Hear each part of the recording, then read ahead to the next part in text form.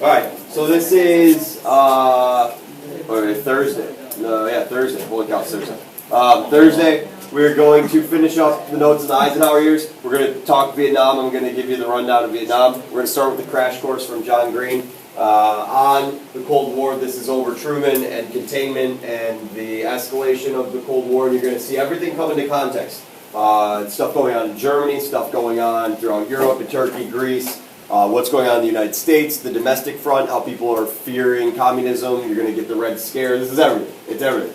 I don't want to have to review this at all, like this era at all when we start going through the review. I would like this to be fresh in our minds and just say, okay, let's review back to colonial America and do that kind of stuff so that the old stuff's more present. So we'll start with this. This is number 37, I believe. It's the one that's like called... It's the first one after the World War II, so whatever the first one is after World War II. Alright, are we good? Alyssa, will you get the lights for us? Crash Course U.S. History, and today we're going to talk about the Cold War. The Cold War is called cold because it supposedly never heated up into actual armed conflict, which means, that it wasn't a war. Mr. Green, but if the war on Christmas is a war and the war on drugs is a war... You're not going to hear me say this often in your life, me from the past, but that was a good point. At least the Cold War was not an attempt to make war on a noun, which almost never works because nouns are so resilient. And to be fair, the Cold War did involve quite a lot of actual war, from Korea to Afghanistan, as the world's two superpowers, the United States and the USSR, sought ideological and strategic influence throughout the world. So perhaps it's best to think of the Cold War as an era, lasting roughly from 1945 to 1990. Discussions of the Cold War tend to center on international and political history, and those are very important, which is why we've talked about them in the past. This, however, is United States history, so let us heroically gaze, as Americans so often do, at our own navel. I don't know why. Stan, why did you turn the globe to the green parts of not America? I mean, I guess to be fair, we were a little bit obsessed with this guy. So the Cold War gave us great spy novels, independence movements, and arms race cool movies like Dr. Strangelove and War Games, one of the most evil mustaches in history. But it also gave us a growing awareness that the greatest existential threat to human beings is ourselves. It changed the way we imagined the world and humanity's role in it. In his Nobel Prize acceptance speech, William Faulkner famously said, "Our tragedy today is a general and universal physical fear so long sustained by now that we can even bear it. There are no longer problems of the spirit. There is only the question, when will I be blown up?" So today we're going to look at how that came to be the dominant question of human existence and whether we can ever get past it.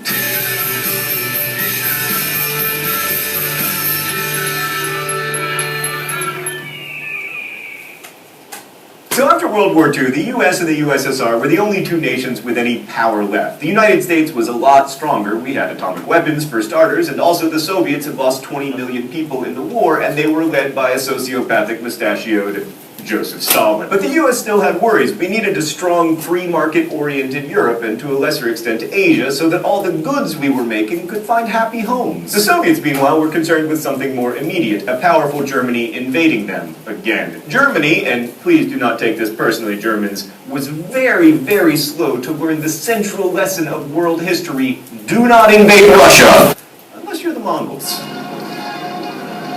So at the end of World War II, the USSR encouraged the creation of pro-communist governments in Bulgaria, Romania, and Poland, which was a relatively easy thing to encourage because those nations were occupied by Soviet troops. The idea for the Soviets was to create a communist buffer between them and Germany, but to the US it looked like communism might just keep expanding, and that would be really bad for us because who would buy all of our sweet, sweet industrial goods? So America responded with the policy of containment, as introduced in diplomat George F. Kennan's famous long telegram. Communism could stay where it was, but it would not be allowed to spread. And ultimately, this is why we fought very real wars in both Korea and Vietnam. As a government report from 1950 put it, the goals of containment were 1. Block further expansion of Soviet power, 2. Expose the falsities of Soviet pretensions, 3. Induce a retraction of the Kremlin's control and influence, and 4. In general, foster the seeds of destruction within the Soviet system. Harry Truman, who, as you'll recall, became president in 1945 after Franklin Delano Delano Prez for Life Roosevelt died, was a big fan of containment, and the first real test of it came in Greece and Turkey in 1947. This was a very strategically valuable region because it was near the Middle East, and I don't know if you've noticed this, but the United States has been just like a smidge interested in the Middle East the last several decades because of oil, glorious oil. Right, so Truman announced the so-called Truman Doctrine because, why not name a doctrine after yourself, in which he pledged to support, quote, freedom-loving peoples against communist threats, which is all fine and good. But who will protect us against peoples, the pluralization of an already plural noun? Anyway, we eventually sent $400 million in aid to Greece and Turkey, and we were off to the Cold War races. The Truman Doctrine created the language through which Americans would view the world, with America as free and communists as tyrannical. According to our old friend Eric Foner, the speech set a precedent for American assistance to anti-communist regimes throughout the world, no matter how undemocratic, and for the creation of a set of global military alliances directed against the Soviet Union. It also led to the creation of a new security apparatus, the National Security Council, the Central Intelligence Agency, the Atomic Energy Commission, all of which were somewhat immune from government oversight and definitely not democratically elected. And the containment policy and the Truman Doctrine also laid the foundations for a military buildup, an arms race, which would become a key feature of the Cold War. But it wasn't all about the military, at least at first. Like, the Marshall Plan was first introduced at Harvard's commencement address in June 1947 by, get this, George Marshall, in what turned out to be like the second most important commencement address in all of American history. Yes, Stan, okay. It was a great speech, thank you for noticing. Alright, let's go to the thought bubble. The Marshall Plan was a response to economic chaos in Europe, brought on by a particularly harsh winter that strengthened support for communism in France and Italy.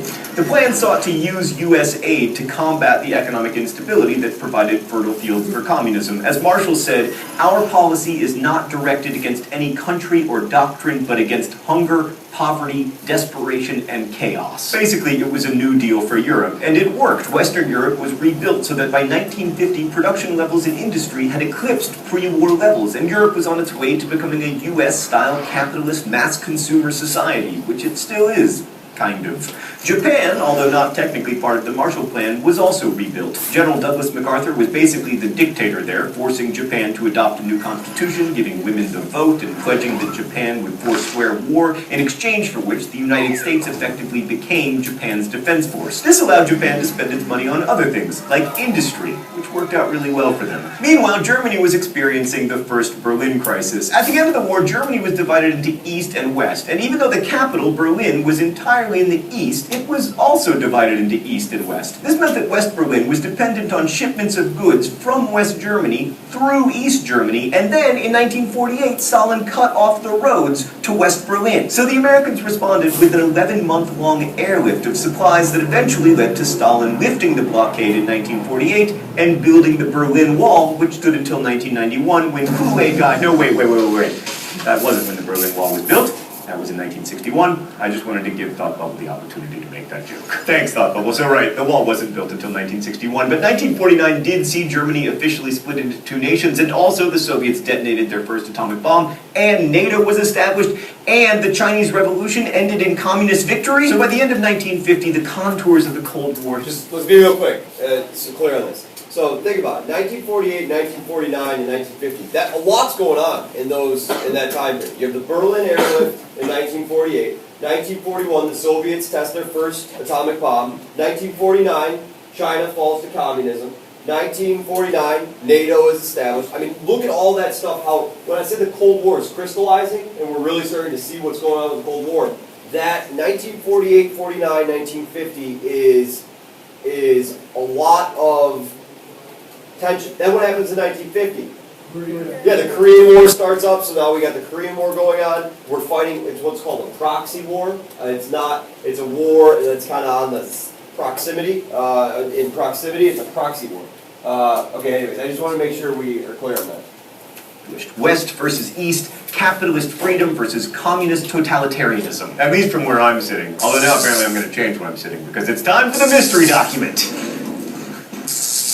The rules here are simple. I guess the author of the mystery document, and about 55% of the time I get shocked by the shock pen. We must organize and enlist the energies and resources of the free world in a positive program for peace, which will frustrate the Kremlin design for world domination by creating a situation in the free world to which the Kremlin will be compelled to adjust. Without such a cooperative effort led by the United States, we will have to make gradual withdrawals under pressure until we discover one day that we have sacrificed positions of vital interest. It is imperative that this trend be reversed by a much more rapid and concerted buildup of the actual strength of both the United States and the Rapid and concentrated buildup of military. What do you think this is?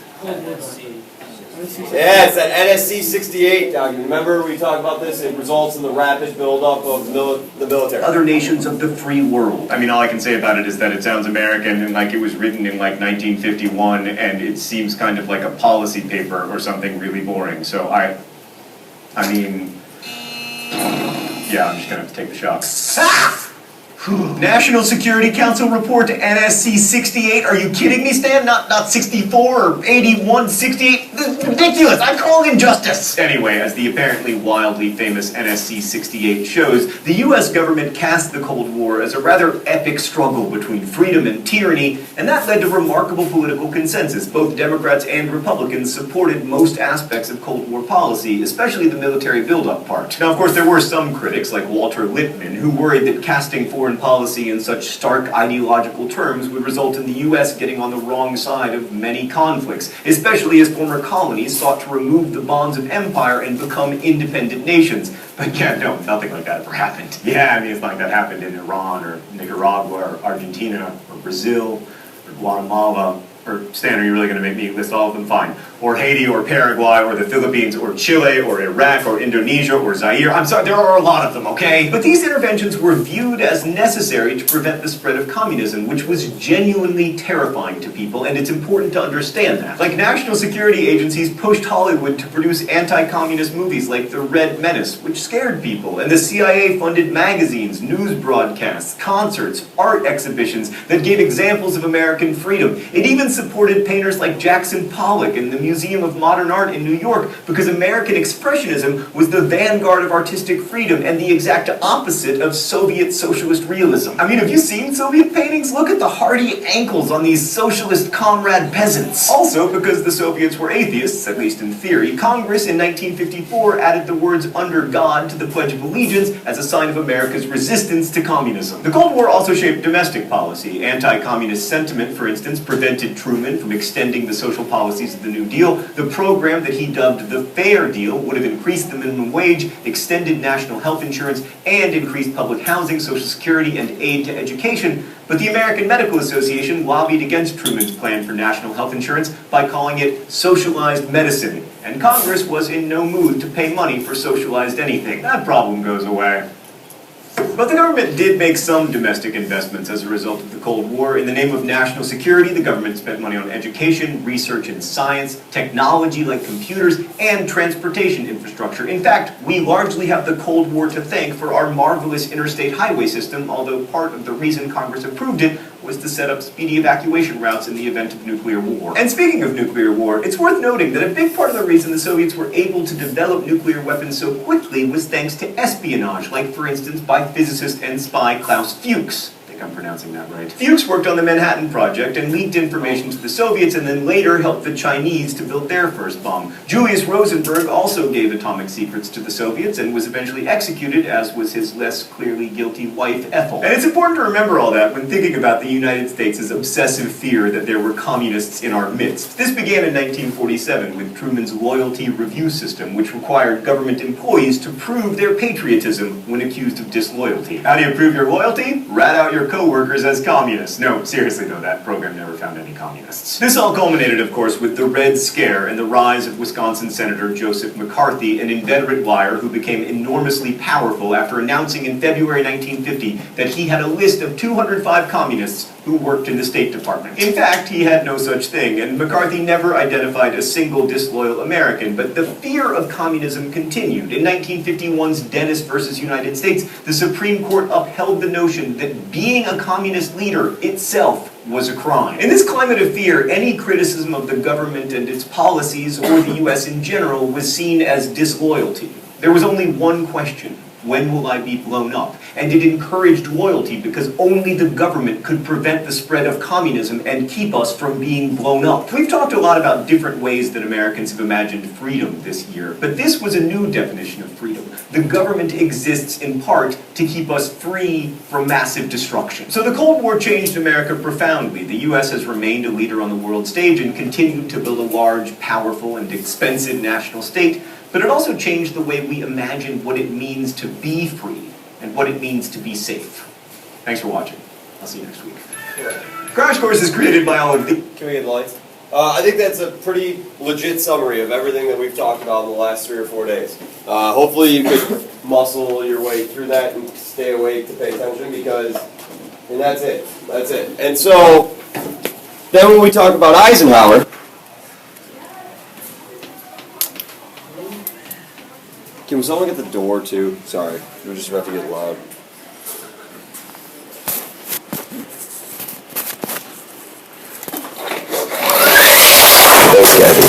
So then when we talk about Eisenhower, right, all that stuff has been going on. 1953, he takes over.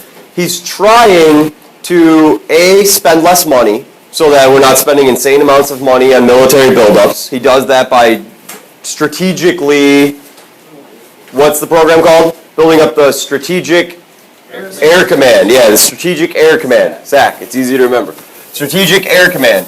And these are equipping planes and building new planes to carry atomic weapons so that we can have this massive retaliation policy. All right? When we start talking about Kennedy, so after Eisenhower is Kennedy, and this is an important part, after Eisenhower is Kennedy, and JFK is a central figure in this Cold War policy. We're going to talk about him today quite a bit. Kennedy thinks that this whole massive retaliation thing is too inflexible, right? It's too inflexible. We can either just use tough rhetoric, tough language, or we can all out drop atomic nuclear weapons on people, or bombs on people. So he's going to, Kennedy, if Eisenhower's got this massive retaliation, all or nothing type strategy, what would be the opposite of that? A more what type of response? It's like flexible response is what he calls it. Flexible response. You can have different types of options for different types of conflict. Now, let me ask you this. Everyone hear this out. If you have the ability to be flexible with your response, are you more or less likely to respond?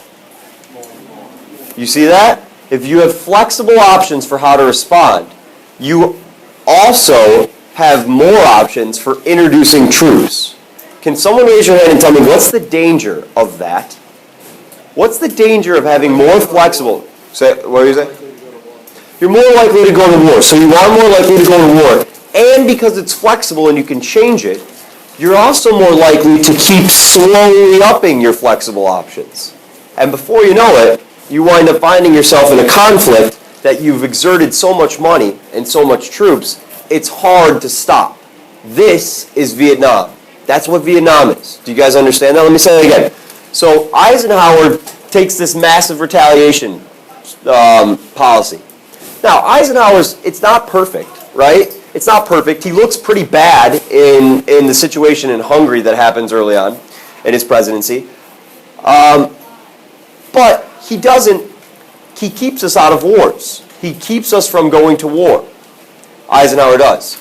The massive retaliation, the all or nothing policy, makes it so that you're forced to use diplomacy. It's either diplomacy or atomic weapons. Well, when you're forced with those options, atomic weapons can be pretty scary, considering the Soviets have those as well. Kennedy, the advisors around him say, let's have more flexibility with our options. That is what's going to start us down the path of Vietnam. Oftentimes they will call Vietnam not Kennedy's war, but Lyndon B. Johnson's war. That's who takes over for Kennedy after he's assassinated. Because Lyndon B. Johnson couldn't stop all right, we'll turn up the dial a little bit more. Just a little bit more. A little bit more. Just a little bit longer. And before you know it, you're sucked into this really long-scale war. Have you ever been doing a task and you just can't stop? I'm the type of person, I can't give up on something. Is anyone else like this where you don't want to be defeated by something? You're like, I'm going to do this, and I don't care if I have to break my arm to get this project done. I'm going to do it. I I just recently bought a TV for myself. I bought a TV for myself, and my brother actually. So, 48-inch Vizio. It's pretty nice. And the reason I bought this TV is because every year I coach basketball and for the freshman team, and we don't get paid a lot of money. I mean, it's very little money when you break it down for how many hours you're in the gym, and it's 6 days. I mean, it's very little. But I want to spend it on something because my brother helps me coach. I want to spend it on something for both of us that we could both use. So we bought a TV for, I live with my brother. We bought a TV for our living room, and we mounted it on the wall, right? Has anyone ever seen this TV wall mount? Yes. Has anyone ever tried to do this TV wall mount thing? It's a little more complicated than it first seems. Like, you think about it like, oh, I just mount something on the wall, stick the TV on, done. Well, you got to get it leveled. You got to make sure the screws line up perfectly. It's got to be... Well, we had a drill to drill in. You have to drill into the studs, the wooden studs in the wall. And the drill didn't have enough power. It didn't have enough torque. So you were drilling and it stopped. And the bolts were about that far off from being in. I couldn't stop. I was like, all right, well, we'll just clearly have to borrow a more powerful drill and we'll finish it another day. I couldn't stop. So then I got out an actual screwdriver. Tried to do it by hand. That was not a good idea.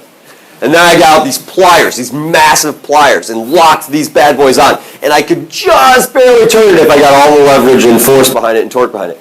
And lo and behold, I finished screwing those screws in by hand with these pliers. My arm was numb by the time I was done with it. But I had to finish, I had to see it through. Kind of like Vietnam. Except for what happens in Vietnam is it... What? I screwed it. It's kind of like a... No, I guess that is a little bit of a... Yeah, but you see what I'm saying? I hate you all. You get it though, right? You see that? You'll remember it. And so don't talk about on the AP test how Vietnam's like screwing into the wall.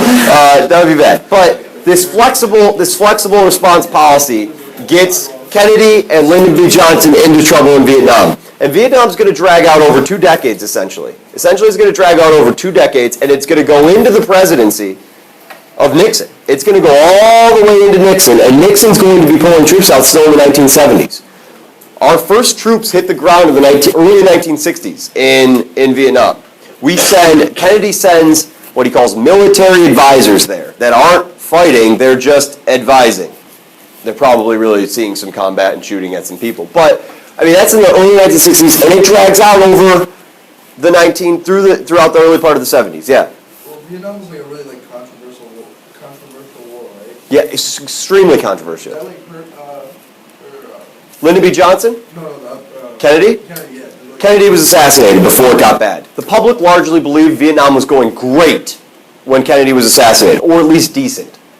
What happens is you start getting TV cameramen on the ground. They start recording it. And then these events happen. We're going to talk about the Tet Offensive, where all of a sudden it's very obvious that things aren't going nearly as well as the government's leading on. And it gets less popular, and less popular, and less popular. And it's a snowball effect, and it becomes so widely unpopular, you have massive protests. Have you guys ever heard of the Kent State protest that led to violence and people were shot at Kent State University? It's going to be that way. All right, let's take some quick notes, 25 minutes worth of notes. Hang in there with me, please, if you could. I want to finish up stuff on Eisenhower. Do you guys get that big picture? That's the type of thing that you might have to write an AP essay on. And if you can remember Kennedy, more flexible response. All right, so early Cold War, we talked about Iran, we talked about the Suez Crisis with President Nasser of Egypt. We talked about, I said OPEC forms, so the last one for the Middle East, Cold War in the Middle East, is the OPEC part. I just gave you guys an article on OPEC. Did you most of you get it read? See the article on OPEC. That's 1960 is when OPEC forms, okay? Then I want to talk quickly, the next major point is I want to talk quickly about the space race. The space race is not something you would be able to have an entire essay on, but it's something you could use as evidence. More competition. Sorry. I'm over here, buddy. I'm just saying hello to our front row students. Hi. So, here's the space race in a nutshell. Here's the space race. Who's the first person to launch a satellite into orbit? Yeah, it's the USSR. It's the Soviets. So, here's the timeline. First one, 1957, October 1957 is what's called Sputnik 1. This causes a bunch of a lot of fear for Americans when they hear that the Russians have launched a satellite into orbit. The following month, in November of 1967, or 57, sorry, is Sputnik 2. This is the one you may have seen pictures before of the dog, the little astronaut dog. Like Sputnik 2 carried a dog into space and launched a dog into orbit. I don't think that dog successfully came back into sand. So, effects of this. Here are the effects of this. What comes of this? And I'm going to talk about the effects in terms of what the U.S., how the U.S. is viewing this. Effects. First one is it causes fear. I think that's a pretty, like, oh my gosh, maybe the Russians could, nuke us from space. That's crazy. Or it starts realizing that they have these intercontinental ballistic missiles and they have this better space program. It also prompts America to form NASA. NASA is going to form this time period. NASA is the National Aeronautical and Space Agency. Is that what it is? National Aeronautical and Space Agency. I got to look that up. Is that part of the government though? Yeah, it's a government-funded program. It actually has been. It doesn't exist. Well, it's gone, right? Totally gone. Yeah, so like there's that privately funded company that's like, what's that privately funded what is it? It's not, Virgin is trying to do it. That's a guy who, Dave Miller's brother works for NASA. I think the organization still exists, but there's no space shuttle program. They've totally shut down space. So NASA, I got this now in my head. NASA still exists. We still do stuff, with monitoring our satellites that we currently have in orbit, but there's no space shuttle program anymore through NASA. Like, we're not doing any we're not sending up space shuttles out of Kennedy Air Center. NASA still exists. I don't know why I said that. I apologize. The next big one. So fear, NASA, so it's effects, yeah. Effects. Fear, NASA, and the last one is educational reforms.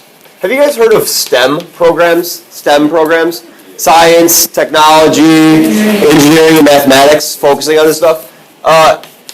That is something that's kind of the long-term what's happened. What we get after, and I'm not saying STEM programs immediately pop up. What I'm saying is we start putting an emphasis on science and math. Science and math become core subjects. We start offering less home ec classes and more, core science classes. Math and science become the core and much more highly emphasized in American culture. All right. Now, next thing.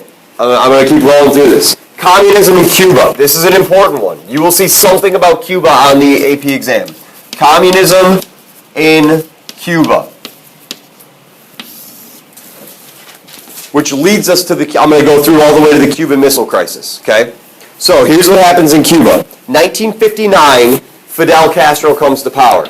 1959 is when Fidel Castro comes to power.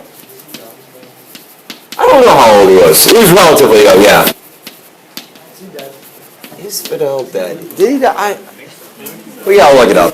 I should know that. I feel like no, they don't say anything. Like they're not sure. Yeah, I think he is. I think he is. I don't know. I should know that. I really should, but I don't know.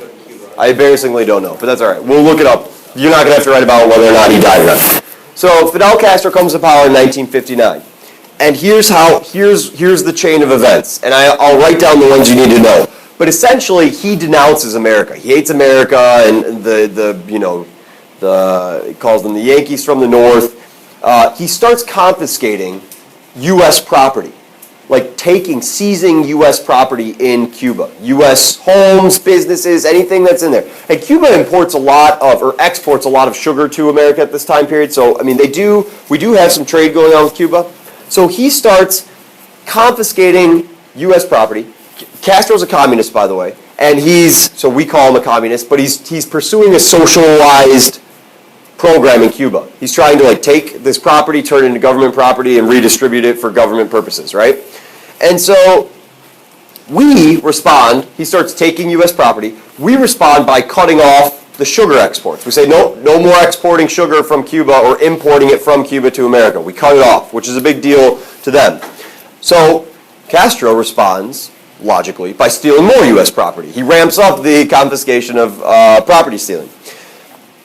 And Castro, as relations deteriorate, so as relations with U.S. deteriorate, who does he logically deteriorate? Yeah, as relations with the U.S. deteriorate, Cuba becomes close allies with the USSR, with the Soviet Union. Who's the leader that he's becoming buddy-buddy with? Khrushchev. Gotta know that name, Khrushchev, okay? It's Khrushchev. Khrushchev. Ha, got it. Is that how we spelled it yesterday? Yes. So good at spelling. All right. So we respond logically by cutting off all diplomatic relations with Cuba. So we cut off all diplomatic by 1961. By 1961, hear that out. 1961, we have cut off all diplomatic relations with Cuba. 1961. Who enters the office of the presidency in 1961? Kennedy. That's an important date. I'm telling you guys, one of the things that would be awesome for you to remember is in 1840, way back to 1840, William Henry Harrison. Remember I said that's the curse of Tecumseh? William Henry Harrison, the legend goes that Tecumseh cursed him, and way back in the War of 1812 when we're fighting, War of 1812 when we're fighting Native Americans and the British in that Ohio Valley region, Tecumseh supposedly curses William Henry Harrison. And Harrison dies after 30 days of being president. Do you remember why he dies? It's pneumonia. He gives the longest speech, speech. It was cold, and he gets sick and dies. Every 20 years. So every election ending in a 0. After that, it's said that there's a curse on the president. So if we go through, William Henry Harrison dies in 1840. 1860, who's the president elected? Lincoln. Lincoln's going to die in 65. In 1880. Garfield. Remember Garfield is shot in the back, and Chester A. Arthur is going to take over. Garfield in 1880. That's in the middle of the Gilded Age where, the Republican presidents are overwhelmingly siding with businesses. 1880s Garfield. Good. 1900. McKinley's assassinated. Who takes over? Roosevelt. That's the start of the Progressive Era. So again, let me go again. 1840s William Henry Harrison. 1860 is Abraham Lincoln. 1880s Garfield. 1900s McKinley. 1920 Harding. Remember him? Harding dies. He goes to, it's the midst of all the scandals. Remember the Teapot Dome scandal? He's in Alaska on a fact-finding tour, and he gets sick and dies. In 1940, Roosevelt's elected. He's elected for he's just getting elected for his third term. He's going to die after being elected for his fourth term. So Roosevelt's kind of a stretch because he's been president for a long time. But he does die in office. 1945 is when Roosevelt dies. 1960, Kennedy's elected, and he's going to get assassinated.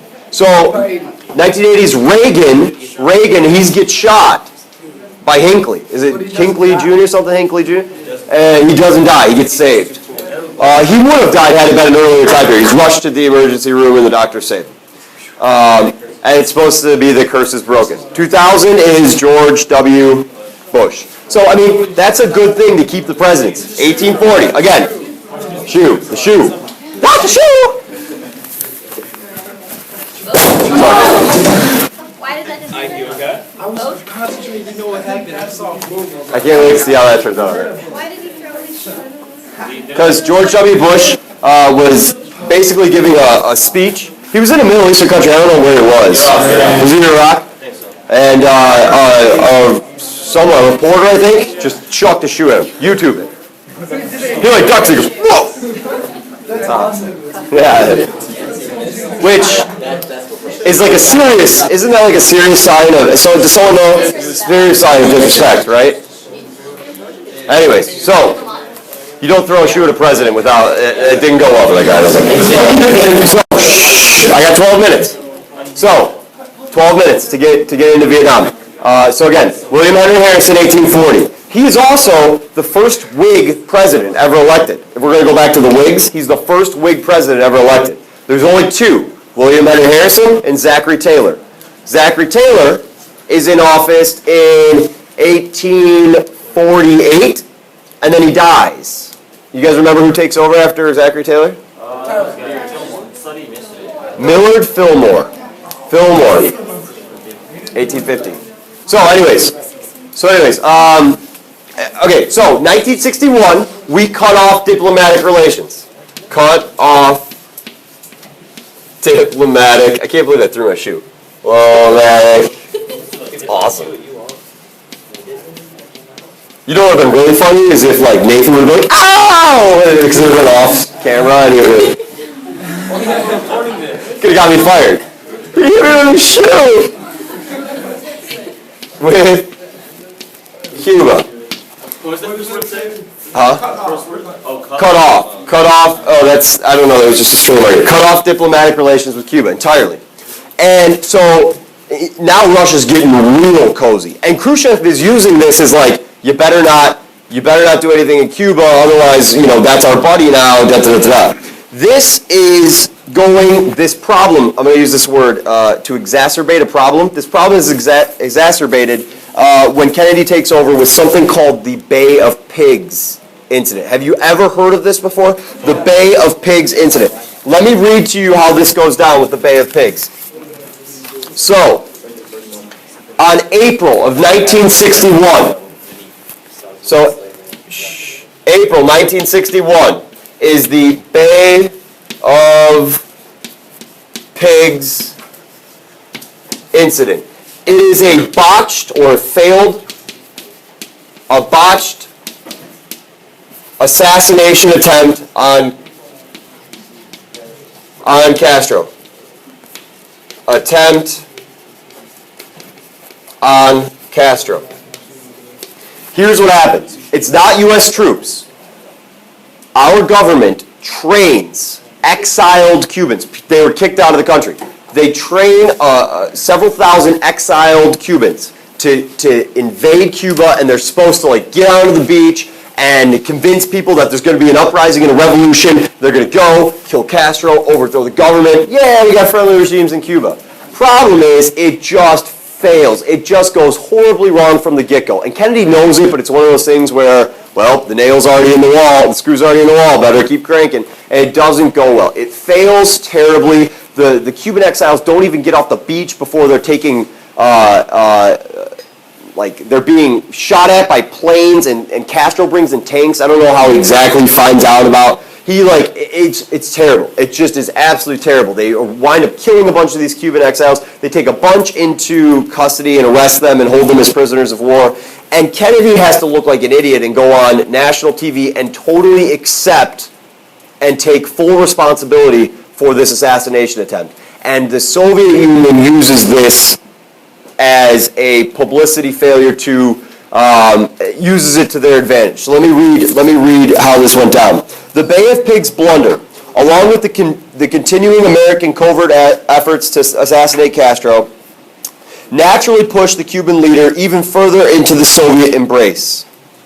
Khrushchev lost little time taking full advantage of his Cuban comrade's position just 90 miles off the coast of Florida. So it's just 90 miles off the coast of the United States. In October of 1962, this is really, really important. In October of 1962, I'm going to do it up here.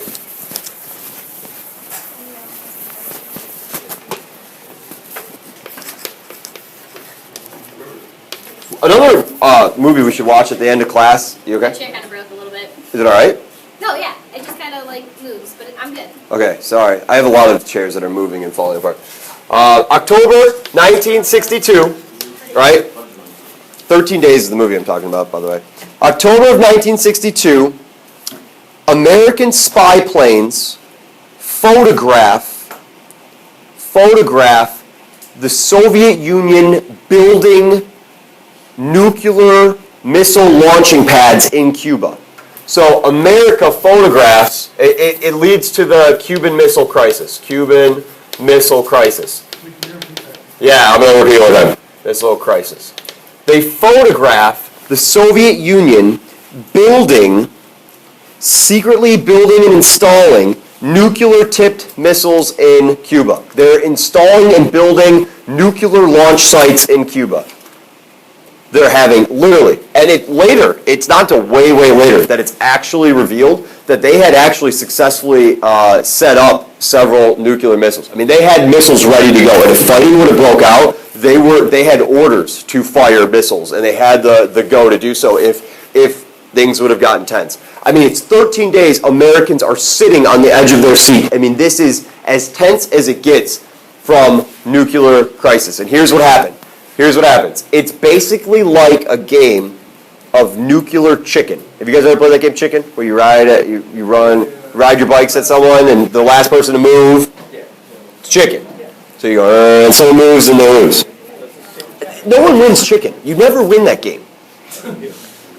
Because if you both don't move, you just crash. You break your bike, and then you're trying to mess up, and then you have to No, chicken's terrible. So, here's what happens.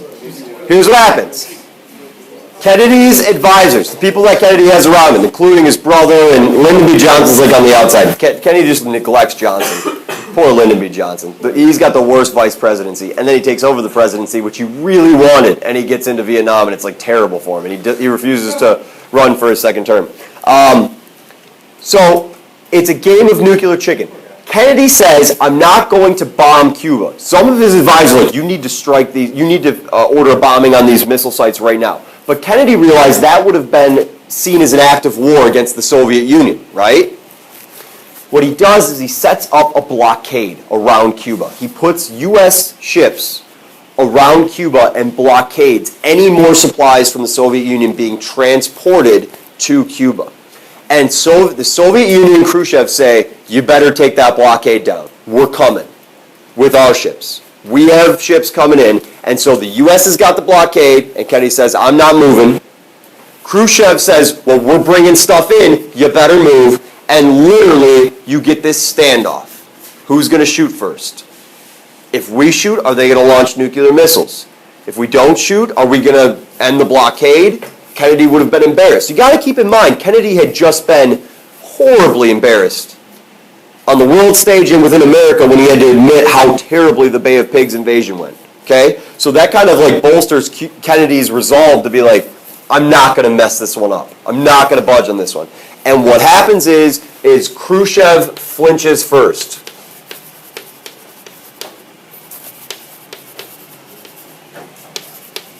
We're going to put flinches in quotation marks. He backs down. Flinches first, Khrushchev backs down. By the way, this is the undoing of Khrushchev in the Soviet Union. He's seen as like a humiliated premier, the humiliated leader. He's basically run out of the Kremlin. I mean, he's going to be seen as an embarrassment, this action, by flinching first. Here's the outcome of the Cuban Missile Crisis. So Khrushchev finally flinches. On October 28th, he agreed to a partially face-saving compromise. Basically what happens, he agrees to take out their nuclear missiles out of Cuba. Says, okay, fine, we'll take them out. The United States secretly, quietly takes out missiles from Turkey that we had pointed at the Soviet Union. But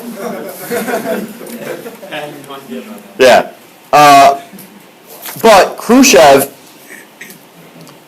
is going to be disgraced. It winds up leading, the Soviet Union wind up, so what's their natural response? All right, fine, we'll take our nuclear weapons out of Cuba, but then they immediately start building up, like, they exponentially speed up their production of more nuclear weapons, just in case they ever want to put them back in Cuba. Not really. But they do. They build up their nuclear arsenal, which prompts us to build up our nuclear arsenal, which is weird because we have this arms race where we're building and building and building. But we also after this, have a little bit of thaw in the Cold War. After this highly tense moment, in 1963, there is a ban, an agreement. There's an agreement between the U.S. Between the U.S. and the USSR to ban nuclear bomb testing, meaning we're not just going to explode our bombs because we kind of figure out, like, maybe that's not good for the environment when we're exploding all these nuclear weapons. And in 1963, there's a hotline installed, like a telephone line installed directly from the U.S. government to the Russian government so that we can have, like, direct communication. So that way, like, we're not having delayed messages back and forth because that almost resulted in a terrible crisis with the Cuban Missile Crisis. So there's a hotline installed between the United States and the Soviet Union. And Kennedy even goes so far as he's giving a speech at American University, a commencement speech, in which he says, hey, let's not concentrate on all the bad things that's happened between us and the Soviet Union and try and start going forward. So even the rhetoric changes slightly. Although it's not like the Cold War is over by any means, not at all, but it's the peak climax of the tensions right here, and then it lulls afterwards. Yeah. Where would they have bombed? They could have bombed pretty much anywhere. They could have bombed anywhere in the South. I don't know if they were capable of reaching D.C. I think that they were maybe capable of reaching D.C. I don't think like Detroit would have been I don't think they could have reached that far. But I mean, they had their pick on a lot of big cities. Trust me. I'll stop there. The one last thing I'll tell you, I'll end on a little. Go ahead, Connor. What? We'll talk tomorrow. Yeah. You know how they told people to like go under their desks? Yeah. Did that help? No. God, no. One last thing that I want to tell you is a kind of interesting story. I just heard this the other day, and I don't know if it's 100% true, but we should look it up. John Wayne. Do you guys know who John Wayne is, the actor? John Wayne. He was filming a movie in Nevada when the government tested a nuclear bomb that wound up blowing up way bigger than they thought, and a little bit of nuclear fallout rained down on the cast. The cast of that movie had a 4 times higher cancer rate than the population of the American public, and John Wayne died of cancer. Yeah, they think maybe that there might have been a correlation.